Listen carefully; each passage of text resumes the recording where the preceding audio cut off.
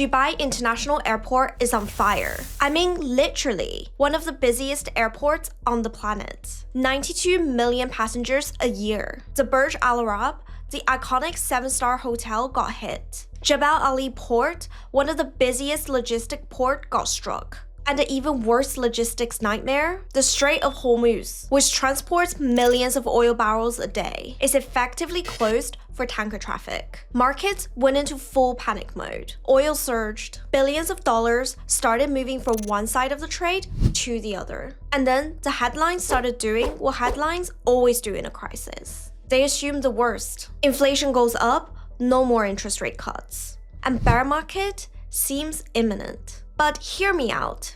I don't think we should be as pessimistic as the world is trying to make us be. I spent the last few days doing my own independent research on this, going through verified military data, satellite analysis, defense think tank reports, and I want to share with you what I found. Because I think most people, including the headlines, are missing a piece of math that completely changes how you should be thinking about all of this. Because instead of panic sell, it could mean one of the best buying opportunities you've been waiting for. So stick around, because I promise you, this one is worth understanding properly. First, we need to understand the scale of this war. Iran launched 541 drones, 165 ballistic missiles, simultaneously across 10 countries. UAE, Qatar, Kuwait, Bahrain, Israel, Saudi Arabia, Iraq. The entire attack cost around an estimated $8.4 million. The Allied defense response, intercepting 93% of the incoming threats, cost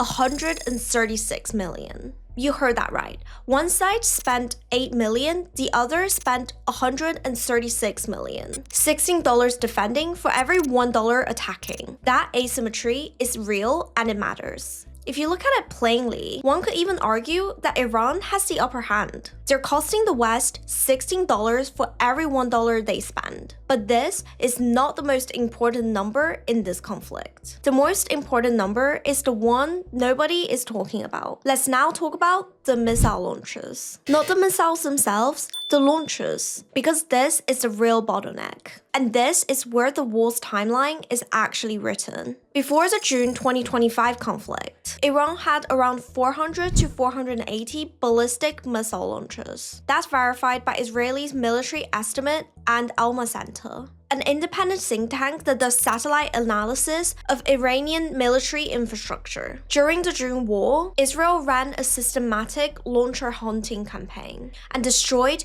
293 of them, confirmed by satellite. Of those, 95 were buried in tunnel entrances trying to hide. By the end of June, credible estimate put Iran's usable launches at somewhere between 100 and 200. Iran spent the second half of 2025 rebuilding. IDF intelligence entering this current war estimated Iran had roughly 2,500 ballistic missiles. The stockpile had recovered, but launcher recovery far slower. Now here's what happened in the first 3 days of this war. Day 1 alone, US and Israeli strikes destroyed around 200 of these launches, roughly half of Iran's estimated capacity in a single day. By day 3, Channel 11 in Israel, citing military assessments, was putting Iran's remaining operational launchers at, and I want you to hear this number clearly, dozens to a maximum of 200.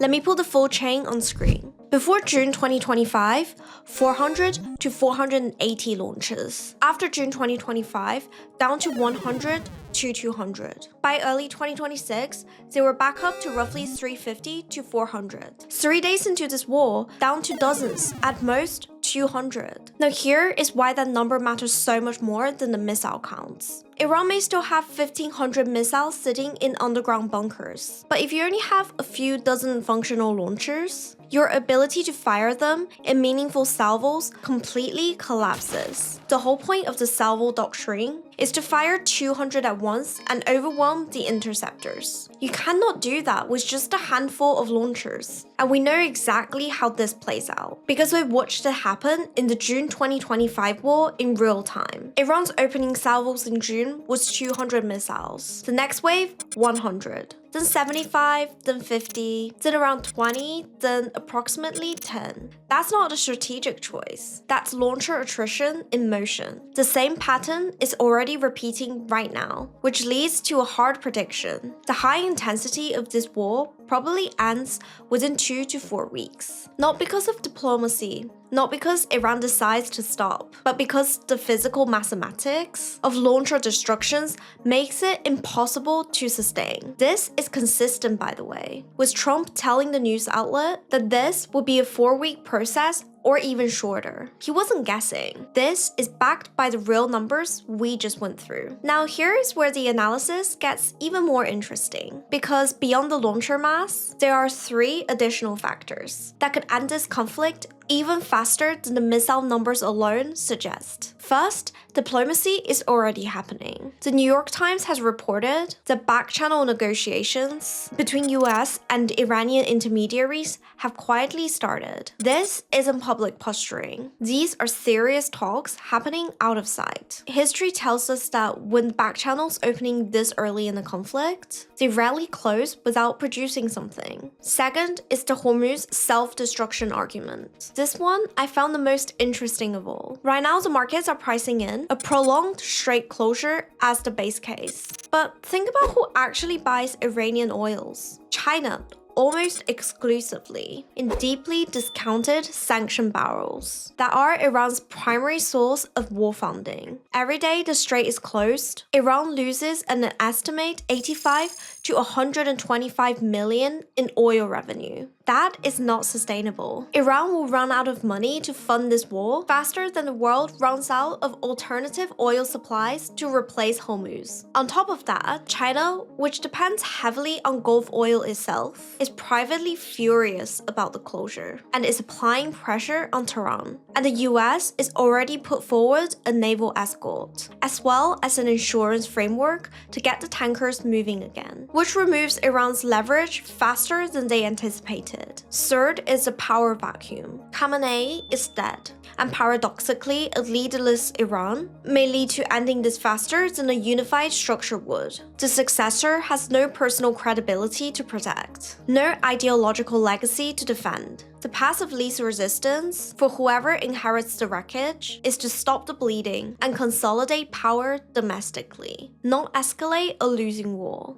Now, I want to be straight with you, because I think intellectual honesty is what makes analysis actually useful. There are real factors that could extend this conflict beyond my original 2 to 4 weeks estimate, and they deserve equal weight. First is the IRGC wildcard. Khamenei's death cuts both ways. Yes, it creates a power vacuum that could accelerate surrender, but the IRGC, Iran's Revolutionary Guard, has always operated semi-independently, and without a supreme leader to restrain them, they become less predictable, not more. A cornered IRGC faction with nothing to lose is a dangerous thing. Second is the Red Sea double choke point. Iran's Houthi proxies continues to disrupt Red Sea shipping simultaneously. If both Hormuz and the Red Sea are degraded at the same time, you have a dual choke point scenario that meaningfully extends the global supply shock. Even if the Iran conflict resolves itself quickly, the insurance markets alone could take weeks to months to restore confidence in Gulf shipping lanes, regardless to when the shooting stops. Next, the Karj Island question. This has entered serious military discussion. Karj Island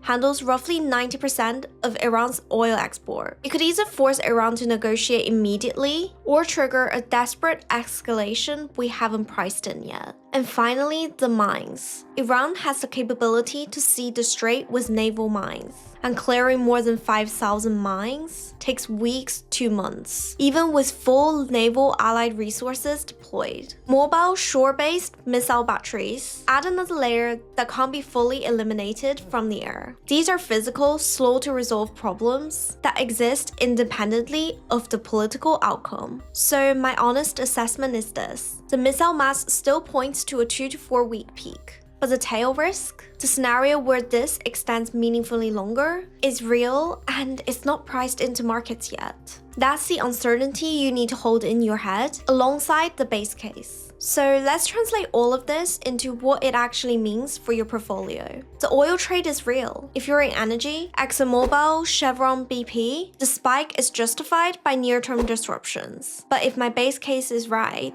this trade has a shorter fuse than the markets are pricing. Weeks, not months. Think about your exit before the rest of the market figures out this conflict. It has a natural expiry date baked into the missile numbers. And right now, all the headlines are telling you to avoid airlines, cruise operators, consumer discretionary, and especially the high multiple tech stocks facing risk-off rotation pressure that has nothing to do with their actual business performance. But here is where I disagree, because the conclusion I've drawn from all of this is not buy oil and wait. It's something more contrarian. If the war ends in 2 to 4 weeks, as the launcher math suggests, markets recover. And when they recover, the dominant investment stories that were playing out before Dubai pick up exactly where they left off. The big tech capex cycle, Amazon at 200 billion, Alphabet at 175 billion, doesn't pause for a 4-week conflict. The companies getting sold off right now due to pure panic and sentiment, rather than any change in their business fundamentals, are the ones worth paying close attention to. The dip creates the opportunity, but only if your read of the timeline is right. Which is exactly why doing your own research on the math, rather than just following headlines, matters so much right now.